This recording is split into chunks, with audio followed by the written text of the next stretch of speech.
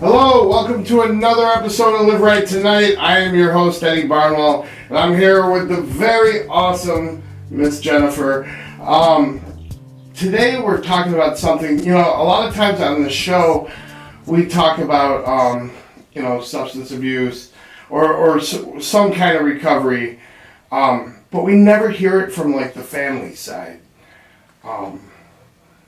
And this might even be hard for me to an extent to hear what it's like, from the family's point of view, because, I put my family through a lot of stuff for a long time. So I'm very grateful to have you here. Thank you for having me. Jeniffer, can you start by sharing your own personal experience with having loved ones, with dealing with addiction? So I've been a child of a loved one with addiction. I've been a wife of a loved one addiction, and I've been a parent now with the loved one of addiction. And in the children's point, you are, how can I say it, not seen at all. Right. You just have to deal with it.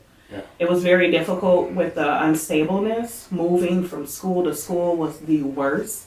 I can say I was about 10 when it started.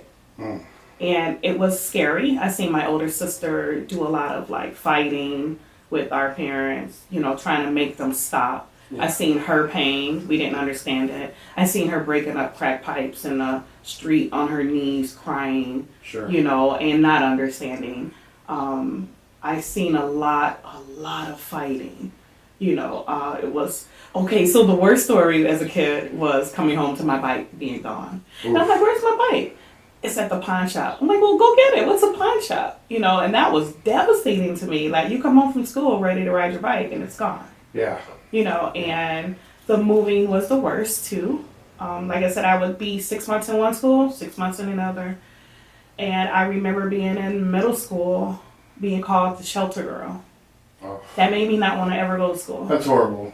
Kids are mean. Yep. Kids are very mean. Yep. I was asked my address one time, and it struck me that I didn't have one. I'm like, oh God, I don't even know what to say. But the shelter bus would come get us sometimes, and happened to go to school by myself on the west side of Detroit on the bus in the dark was crazy. Sure. And just I told my son yesterday a story about we would get allowance, and with addiction. You come right back. She would come right back and get the money back from us. So sure. We learned to go and run and spend our money really fast. Right. And buy candy and stuff. But just having to do that as a kid was, when I look back on it now, being 48, that was devastating. Sure. That should not have been that way. Yeah. I ended up pregnant at 14.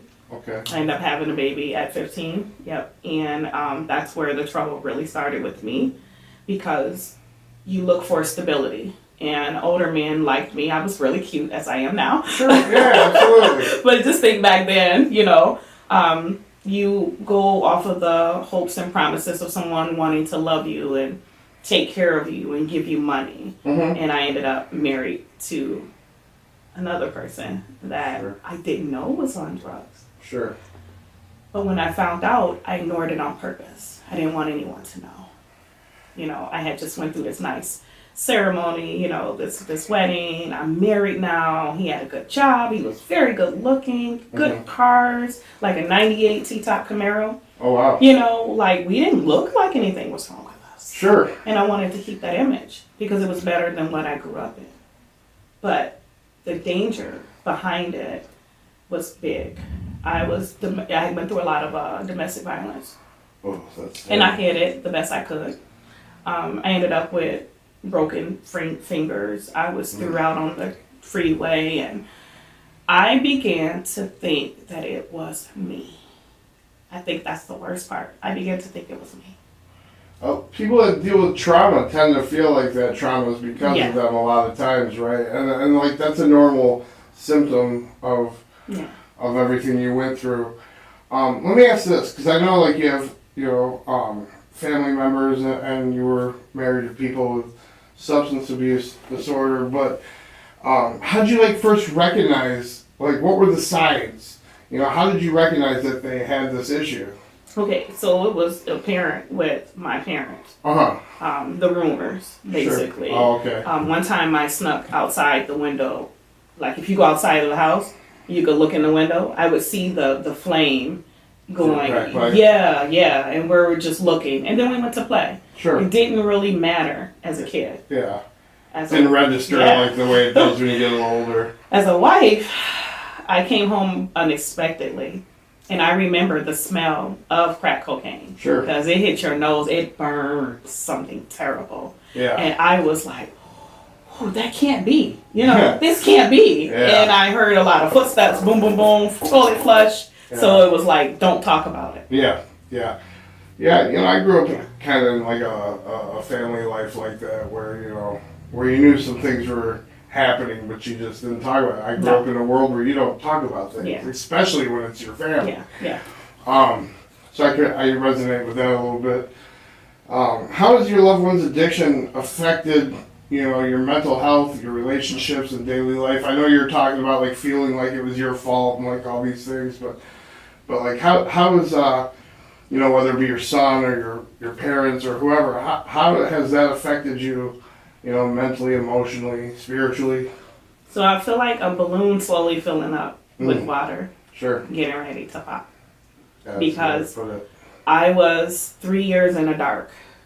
This was my favorite child, the one that affected me the most of all the three parent, wife, child. The child was because I raised my kids in church, but that was all I knew. That was like my drug.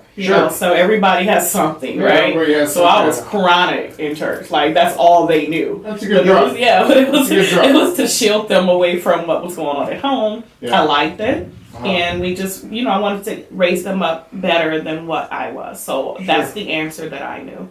Well, I can tell you when I found out that my child was doing that, I cried terribly.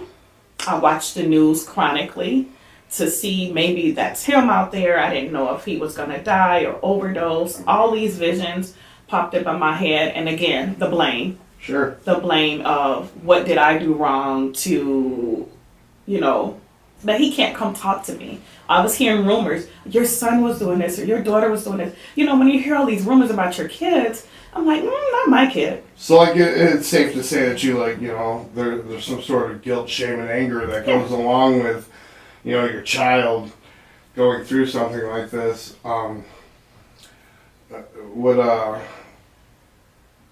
it be safe to say that, even though it's, like, not your addiction, but, like, my mom would always say, I'd tell my mom when I was still using, I'd be like, you don't know what it's like for me. She goes, I'm going through it. Right there with you, man. Yeah. A lot of the stuff you're saying really resonates. Like when you were talking about how, you'd watch the news, and my mom is like super extreme with that stuff. Yeah. Like, if there's even still if there's a car accident on the news, she calls to make sure I'm good. Yeah. Are you good? Where you at? Are you okay? It was extra when I was out there ripping and running, and so like again, like a lot of the stuff, it hits close to home with me. Just because, I was on the other end of that. I was the one causing those problems and making people feel horrible. And, as a parent, though, you want to fix it. Sure. When they scraped their knee when they were little, I could fix it. Yeah. They didn't give me a chance to be an adult parent. Sure. And that's where it hurt. Like, because when it came to my doorstep, when they finally came to me and said, I need your help. Yeah. It was instant. Okay, let's do this. Within 2 weeks, they were admitted. The only problem is until they're ready to make that step, there's nothing you can do. Nothing. Yeah. Unfortunately. Yeah. You can love somebody to the moon and back. Yeah. And that's not going to make us stop getting high. Yeah. I don't know what was the substance that. You don't really have to get into it, but like, if you want to, what was the substance they were using?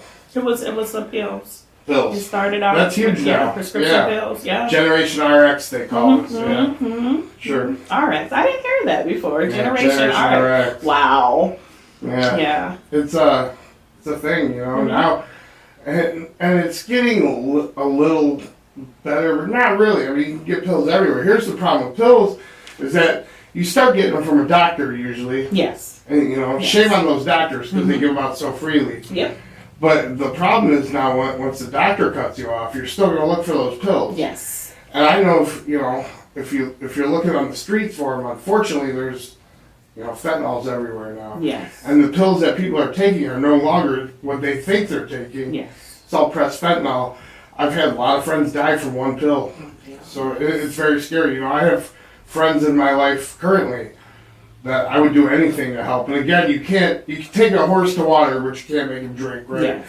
I have friends in my life that still dabble with pills, and I try to express the severity of it. Yeah. Because, if they were just taking what they thought they were taking, maybe I'd shut up and I'd back off a little. But unfortunately now it's one and done. Yes. You take the wrong one, you're gone. Yes. I've buried so many friends in the last 4 or 5 years, it's just, it's a lot. So, that's a lot. Yeah.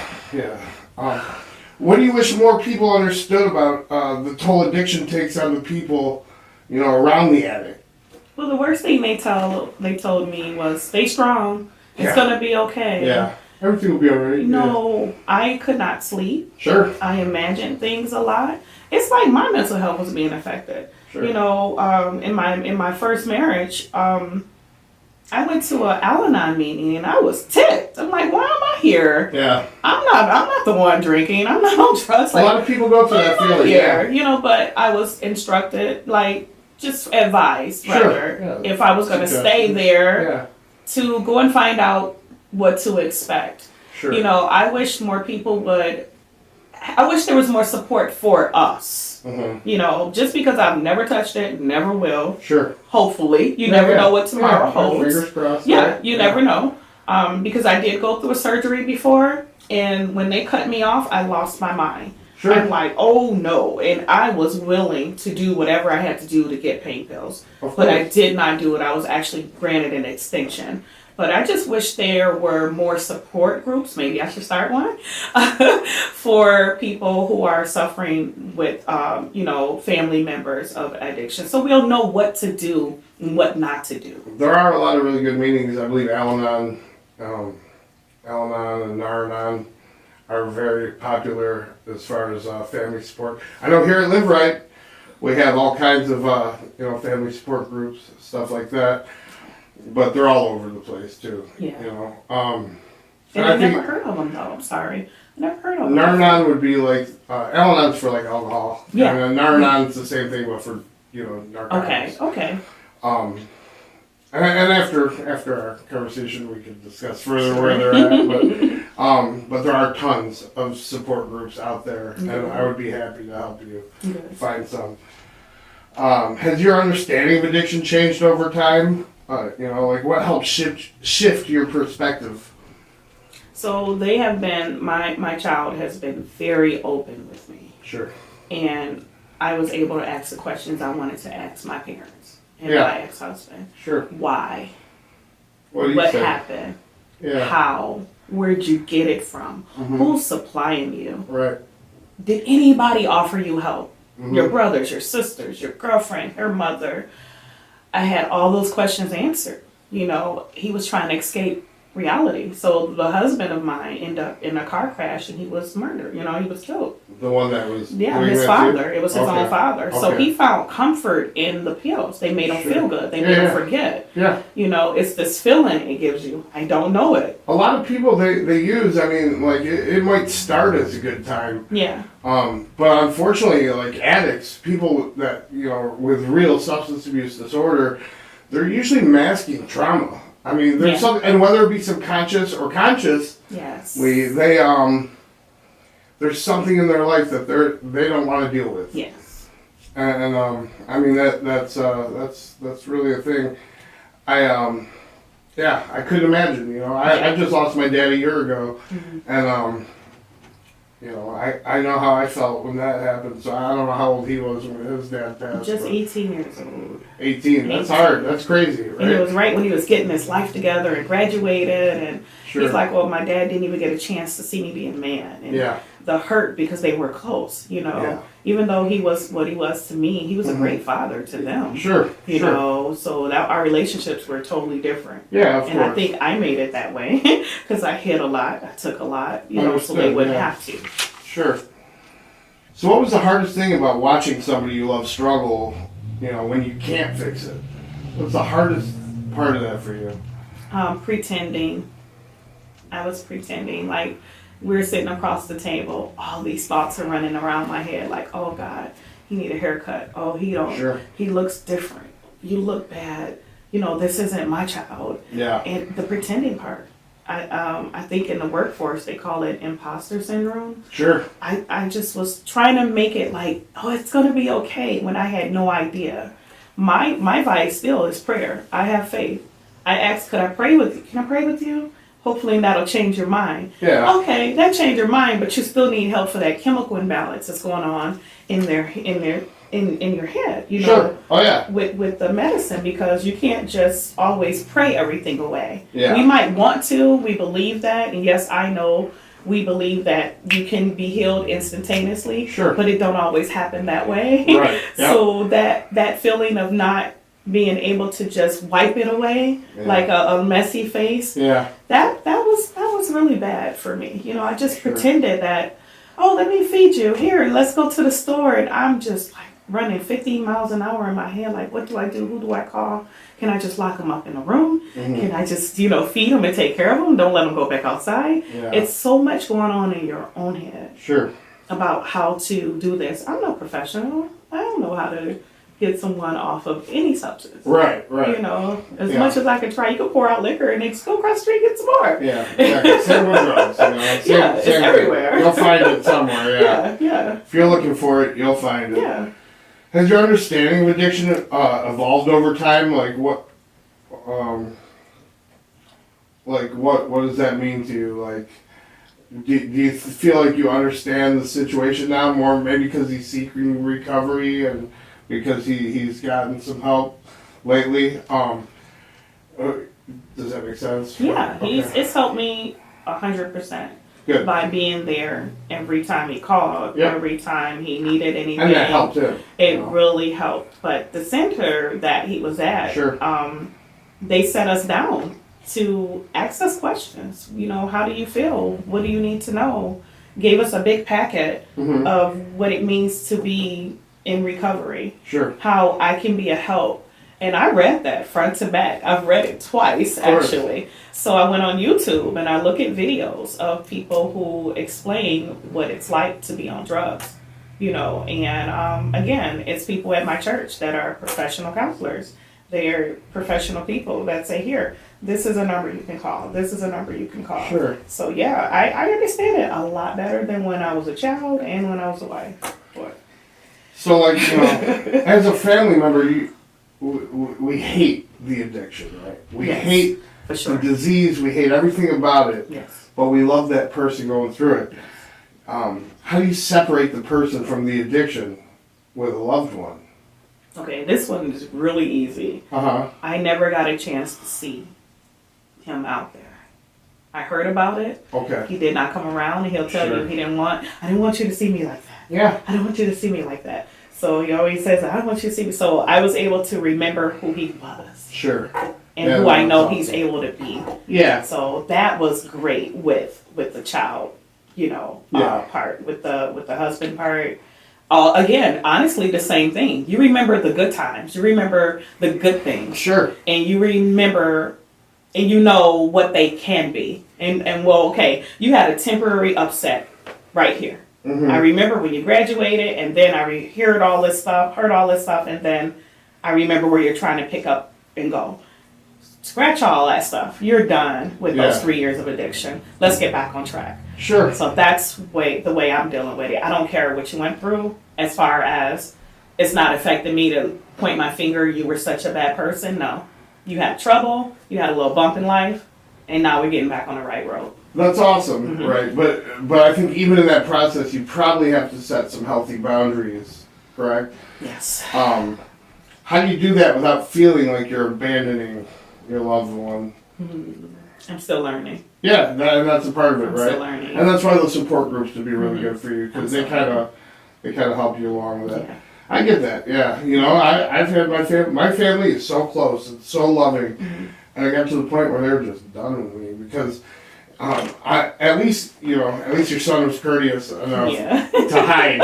Me, I was not. Yes. And I was open. Like, my rule was I'll always admit I get high. I'll never admit when I'm high. And I was always just high. Yeah. So, like, and it would really hurt, it hurt my family. Especially, the last time I went out, it really, because I was doing really well for a really long time. And then something happened in my life, and I decided to make that bad choice again. So, like, it was, right around the time my father died. So, like, the worst part about it for me, as from the addict point of view, was that an addict in recovery anyways, right? An addict who decided to change things up. Because ultimately, even at our sickest, we're making a choice. Yeah. To do things, because we also have a choice to get well. Yes. And as an addict who made that choice to get well, one of my deepest regrets is hurting the people that I love. First and foremost, my daughter. That was the hardest thing in the world. We've had some real deep talks about it, and we're best friends now. But letting my dad die worried about me. The day before he passed, and I guess like the reason all this is so fresh to me right now is because yesterday was 1 year since he passed. The day before he died, he said, "Hey man, tighten up. I know what you're doing. I can see it all over you. Don't be getting high because I'm dying." And I looked at him and I did like the junkie shuffle where I was like, "No, Dad, you're wrong. I'm good. I'm all right, man. I love you." And the last thing I said to him was, "I love him." And the next day I got that phone call. So, like, as addicts, we hold a lot of resentment with ourselves and a lot of regrets, right, for the dumb stuff that we did. Yeah. You were talking about people, selling stuff. I had 4 TVs in my bedroom. And, like, I had, like, a little living room and a bedroom in my room. So, like, all the TVs were gone. All the gold in my house was gone. The everything. Yeah. And I like sparkly things, so it really hurt when I had nothing, and I had all that at one time. What does tough love mean to you? It means protecting myself. And has that been helpful, like showing tough love? Has that been like helpful or harmful in your experience? So I've had to do it in the past, and that meant divorce, that meant separation. Sure. That meant being in a shelter. To get my kids safe. I haven't had to and hope I don't have to do this with my son. The scariest part of when you sitting up here right now with me is saying how you did well for so long and went back. It happens. That's sometimes. Scary. What I will say is that and this is just my belief, right? There's kind of science behind it, but I'm a firm believer of 12-step programs. I love my program. My program has saved my life. It's the only thing that's ever worked. And I've tried just straightening out and doing all that, but it's just never worked for me. My program has saved my butt countlessly. I believe, I stopped working that program when stuff got tough, a little over a year ago. And ultimately that's what, took me out. Everybody says that he relapsed because his dad died. That's not true. I relapsed because I stopped doing all the things that were working. Yes. And I got complacent because I had quite a few years in recovery. So I almost began to I let the disease tell me that I was cured. I didn't need these meetings. I didn't need these people that had my back through all of this. I didn't need to come to a table every night and share about how I'm feeling. I'm just going to bottle it up and be a man because I got to be tough for my family. Yeah. And ultimately, I did the weakest thing I could have ever done. And my poor daddy had to die, worried about me. I have strong faith too. I love that, you're into the church and stuff because I have a very strong faith and I firmly believe that, he sees it now. He sees what's happening now and he's, at peace finally.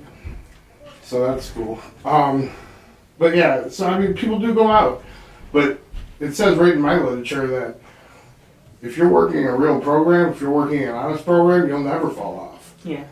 But it's not to say that if you've worked a program, stop working that awesome program that you won't. You know. Yes.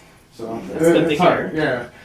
And you know, give them my number when you leave. I help people all day long, and I, you know, I go to meetings every day. I'd be happy to go with them. Thank you. Can you talk about a time when enabling became a problem for you? Like, how'd you address that? Because moms tend to enable. A lot of them. My mom did.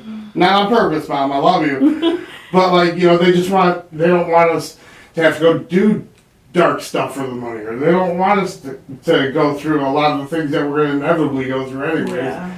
But, like, you know, our families tend to be our biggest enablers because they're also our biggest supporters. They want to believe, like you said, I'm going to pretend. They pretend like we're not as bad off as we are. Yeah. Has enabling been a thing for you? Not at the moment. Okay. Not with my child. Okay. I honestly I can believe I've never been an enabler because I've had more of the tough love. Okay, fair enough. I had to tell that's good. My parent no, you Uh-huh. know, and like I said with my spouse that I was with, I was very tough.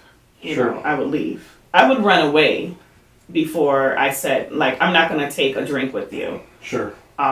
Just to please you. You Right. know, I'm not going to the store to even buy it for you. Right. You know, so it was more tough love. I haven't, and I'm knock on wood, I don't want to say yet, but I know I haven't been an enabler because he didn't give me a chance to. Sure. He wasn't around. Yeah, Right. my son wasn't even around to ask. And he's tough. I don't ask women for money. Yeah. So he's not going to do me like that. Yeah. Yeah. The drugs I was doing, I had no problem asking Yeah. everybody for money. Yeah. That was the problem. Yeah. No, that's good. Yeah. And you know, I wish the best for him. Because I know it's hard, like, especially just getting out of treatment. Yeah. You know, he was at a really great place. I have a lot of great friends that work there. Yes. You know, hearing about, you know, my compassion in recovery and, like, my heart is helping the new guys that come around. You know, help them not make the same stupid mistakes I've made. Yeah. Stupid choices I've made. You know, I've really dedicated my life to do that today. Good. Yeah. How, what kind of support groups? I know you're talking about Al-Anon and Nar-Anon, you know, we talked about that briefly. But, like, what other support have you sought out for yourself with all of this? Like, therapy, support groups, community stuff, like, I know the church, right? Obviously, it's probably a huge one.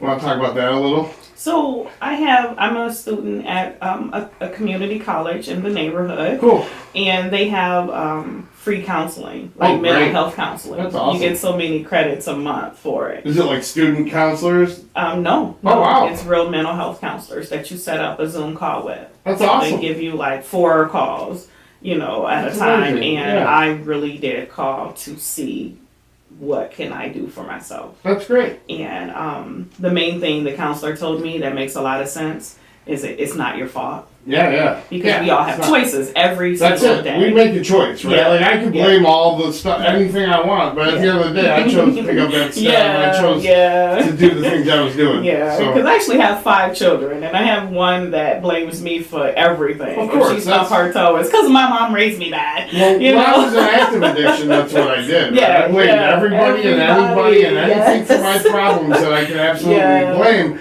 When in all actuality, you know, it wasn't until I got clean where, you know, and started working steps where it makes you take a real big look at yourself. Yeah. And I still work steps. I mean, that's something that I'll never stop doing because, like, every time I go through them, you know, I learn something new about myself. Yeah. And I see a lot of things that, you know, I can do differently and things that can help me maintain my recovery. So my main thing is just the prayer because I don't know how far I can tell his business or their business. Sure. Or I would never want to put my mom out there or my dad out there or my husband out there, like, because they're not the same people. And I'm like, well, you know, it was an addiction. I wouldn't want anybody to know my sickness. Right. If I, you know, had a undisclosed sickness, I wouldn't want everybody to know. So that's the hardest part, because you need help. But you don't know quite how to seek that help, you know. Well, therapy and like Al-Anon, like the recovery support groups. Yes. That's all, you know, there should be some sort of anonymity to that. Yes. You know, and that's what they're there for. You know, HIPAA and all that other stuff with therapy. So I think your secret's safe with them. Yes. But I mean, just being on a podcast right now and talking about it, that's pretty intense, right? Yeah. And we appreciate you, because we haven't done this yet. Okay. I've had people from all forms of addiction. Yeah. I've had politicians on here. I've had everybody on the show, but most of them, you know, had some sort of relation to addiction. Okay. Or mental health. We do some stuff about mental health on here too. But we haven't heard, you know. Like, hearing the stuff you're saying is like a kick right in the chest for half of it, because it's like, man, I did this to my mom, you know, I did this to my brothers, I did this to my daughter, worst of all, you know. Yeah. You know, it's pretty commendable, and it's very strong of you to come out and share your side of things, you know. And this is what a lot of people struggling out there, this is what they need to hear. Yeah. You know, because we're so freaking self-consumed. Yeah. When we're out there, we're not thinking about our moms. We're not thinking about it. I didn't care about anybody. I didn't care enough about my child to stop using drugs. And that makes me very unhappy today. Yeah. And it does affect me, because I was 10. I'm 48, still thinking about the childhood I missed. Yeah. I wanted to be an ice skater. Yeah. I have a friend who's a dancer. She's a black ballet dancer. Oh, that's cool. Beautiful. I went to see her show, and I was crying on the inside, like, wow. I missed all of this. I became a mother so young, and how I wondered what it would have been. And I know we're not supposed to be so wrapped up in the past, but it's like I can't escape it, because I had so many hopes of, you know, my children being one way. Sure. And the people who were jealous of how good my kids had it when they were little, sure. Those are the ones that were helping him to get out there and get bad. Yeah. You know, like, your mom always had you away from us, but you should be an example to them, instead of getting them high and then like, oh, look at your son, because you can take a pill and I can take one, and it'll affect you differently from me. Sure. You might pass out and die. I might be able to go on to work. Yeah. You know what I mean? That's it. So to see someone, there's tolerance too. Yeah, the tolerance. That's the word I'm looking for. And I know people who have passed away, including my father. They told us that the methadone that he was trying to get off of drugs with is what killed his liver. Of course. And like, it's sad, like these crutches that they're putting people on to get off drugs with other drugs. With other drugs. Doesn't make sense. It still gets you high. Yeah. It still does all the things. Yeah. And I'm not knocking anybody on medically assisted treatment, you know. Of course. But you know, it's there for a reason, but it's not there, you know, you're there for a good time, not a long time. And the problem is, most of these people, they'll stay on these crutches for years. Yeah. And that's not what the medication was intended for. Exactly. At all. You know, it's supposed to be there for a short time, and then you find whatever program works for you. Yeah. You know, there's all kinds of, there's spiritual ones, there's 12 steps, there's all kinds of things. 12 steps work for me, and that's all I can really speak on, because that's all I know. The church makes fun of, I've heard the church make fun of 12 steps. Sure, because they have Celebrate Recovery, which is God-based, Bible-based recovery, and to each their own, right? Yeah. If somebody could go and that works for them, God bless them. Yes. For me, it needed more than, you know, the thing about my 12-step program is step 3, the whole step is, you know, you gotta have, you know, a God of your own understanding. And step 2 is you gotta have a power greater than yourself. Okay. So, like, it's kind of silly for the churches to bash that when, you know, we might have different gods. Yeah. But at the end of the day, we're all doing the same stuff. Yeah. And that's, you know, teach their own. I would say about that. And I don't knock other people for not understanding it. Yes. Because usually the people in the church weren't out smoking crack with Exactly. me. You know what I mean? Exactly. So like, and, you know, I appreciate their thoughts, but and I can understand that they don't understand. Yes, that's it. Understanding. It, you know? Yes. You know, it's a nice concept to think you could go and, you know, and that's the only thing you would need. But unfortunately, I truly believe this is a disease we have. Yes, I believe You know, it. I don't believe it's like, it says right in my literature that you have a disease, not a moral deficiency. Yes. Nobody chooses to live on the street. Nobody chooses to sleep in trap houses. Nobody's choosing any of this stuff. Right. We have a choice, and that is true. Yeah. We can stop it at any time we want. Mm-hmm. But it takes a while to get there sometimes. You know, people got to go through a whole lot of pain to want to get well. Yeah. Took me a whole lot of pain. So with my son, and I did get his permission, Yeah, so he knows I'm here. Awesome. He flipped over a car 5 times. Yikes. And that's when he jumped out, walked away without a scratch. Thank God. That's a God shot, right? That's a God shot. Yeah. But that's when he called me. That's when he called me. He reached out, and I got this long text where I'm like, "This is fake. He didn't write this." Yeah. You know. So that was like the what they call it. When you rock bottom. I believe that was his rock bottom. Sure. Was like, okay, how many chances am I gonna get? Yeah. You know what I mean? Spiritual awakening, maybe. Yeah. So Sure. that was something that was really good. Honestly, it was bad, but it was good that it happened because that was the day I heard from him, and it's been like on and popping ever since. I just got up and went to work because I'm already an outreach coordinator, but it never hit home for me to help one of my own. Sure. But I felt guilty to hear that he was out there and I'm helping other people. But what about my own? So it was actually like a prize. Sure. Like, yes, I get to help my own child. Absolutely. But it was still like, oh, God, he's in this situation. You got very lucky, too, Yeah. that he was receptive to getting well. Yeah. You know, some people I love very much and that are very close to me, not necessarily family, but like a lot of my closest friends, you know, they're still using, and just because they weren't using crack like me, or you know, something that they don't realize socially acceptable drugs are the worst problem. You know, whether it be alcohol or whatever it is, those are the worst because you could do that everywhere. Nobody looks at you like, is he doing drugs? No one. Try to lay a crack in a bar, you know what I mean? Like, they're gonna be like, what's this guy doing? You know? Exactly. The same people that are sitting there completely intoxicated off of alcohol. You are so right. You know? You are Better so than right. thou drugs, I call them. So right. But to me, alcohol is a drug, and like, and to be honest, like, I do not. I feel bad for the people that are trying to get well from, you know, alcohol addiction. I know if there was a cocaine store at every corner, I would have a really hard time getting clean. Yeah. Now you go to the gas station, you buy alcohol. You buy alcohol everywhere. It's crazy. They got Chuck E. Cheese coming out when they're about to serve alcohol in adult video games. Yes. It's the thing. Yep. I saw this on Facebook, They so it always has had to be beer. true. They always had beer there. Yeah. You know what I mean? Like, but they that's wild. drove the kids there. I can recall serving alcohol. I can recall like my dad's old work Christmas parties. You know, nowadays they're different. There's no smoking in the Union Hall and everything. Yeah. But I remember I would walk into this little. It was a different hall back then. It was much smaller. And we'd walk in, and the whole room would just be clouded with smoke, cigars and cigarettes, and everybody just drinking. And this is the children's Christmas party that we were at. It was wild. It was wild, like totally different times. Yes. And you know what? I'm almost glad I grew up in that time because I feel like I got thicker skin. Yeah. But I mean, that's just outrageous to me to think of now. You know. I'm glad things have changed to say the least. I'm glad that there's programs out there to help us.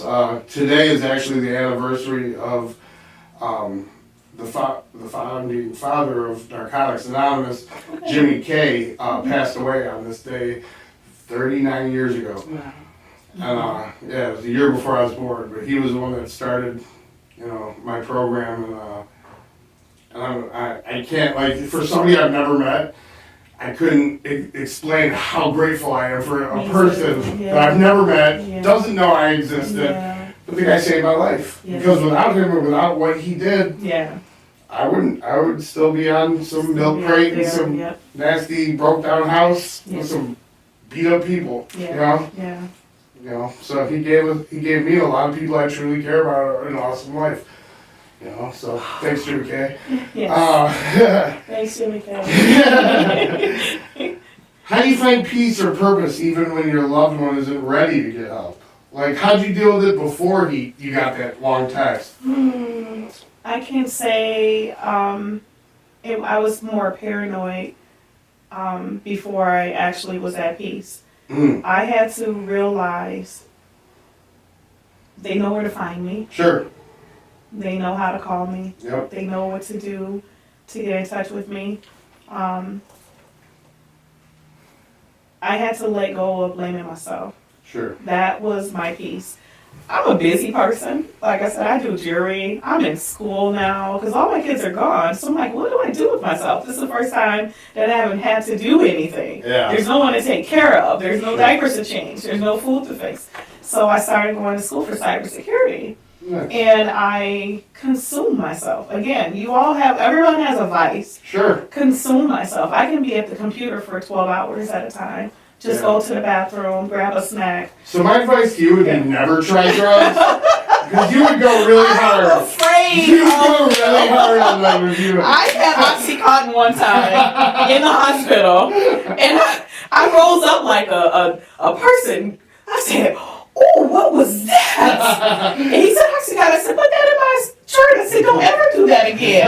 Because I might like it. Sure. That's why I won't smoke weed. Sure. That's why I won't drink. My dad was a drinker. My mom, I'm like, I might like it. I am afraid of it. Yeah. I can go get it right now when I leave here. I know where to go get it. And just like I'm afraid of it. You go big with everything. Everything. I like that. Everything. I like that. So like, even now I'm not using anymore. Yeah. Now recovery is my hit. Yeah. You know what I mean? Yeah. I get that hit from the tables that I've been searching for. Yes. And I go really big on that. I do tons of service work. I stay so plugged in. Yes. And obviously it's much healthier, but there's got to be some kind of life balance to everything. I'm doing that. I'm going to Dave Matthews concert tonight. I'm going to fireworks tonight. So I'm looking full away from the computer. We're doing good. I got one last question for you. And this is, let's say this is to your son, right? If your loved one could hear one thing from you, and look right into this camera here, what would you want him to know? If you see this, for one, I'm proud of you for taking that step. I know it's humiliating. I know it's embarrassing. I believe your story is going to save other people's lives. I believe the example that you're setting right now is going to help a lot of people. I believe that you're free, and I believe you know how to stay free. I'm so happy in my heart because only thing you keep telling me is I just want to make my mom proud. If you couldn't make your own self proud at that time, you were told to find somebody else to make proud, find another reason why, and you chose me as that reason, and I appreciate that. The honor and respect that you have for me, as your mother. I appreciate it. I'm happy for you that you're now free. And I can't wait to see what your future holds. That's amazing. Yes. Thank you so much. It was an honor having you here today. That was awesome. And just so you know, before I get into my ending here, just so you know, you were telling him that his story is going to help save lives. So is yours. Just so you know. Yeah. You made it through so many things. So many. The stuff with your husband, being a child of addiction, and now being a parent, of somebody who suffers from this horrible disease that, some of us have. And you stayed strong. You're seeking the right, support group stuff like that. You're maintaining, sanity. Yeah. That's huge. That's the word. And there's a lot of people that can't do that. Yeah, that's the word. The torture I put some of my family through, you're a very strong woman. I'm blessed to have had you on this show today. I'm really glad you came. Thank you. And I wish your whole family the best of luck with all that they're trying to do. And to anybody else that is struggling from substance abuse, we gotta stop doing this to our families, man. if you don't love yourself enough, put your family first, like this young man did. I know I had a hard time doing that, and when we are in addiction, we're so self-consumed and we're so selfish. That's what addiction is. It's a selfish disease. Yeah. So reach out. Whether you call me, whether you call Live Right, there's a lot of places you could call. Call us and let us help you out because we love you. We love you, and there are people who want to help you. So give us a call. We'll put our number up at the end of the show.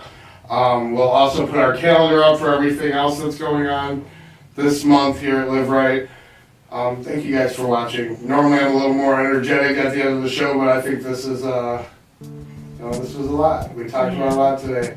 Thank you guys for watching. We'll see you next week. Thank you.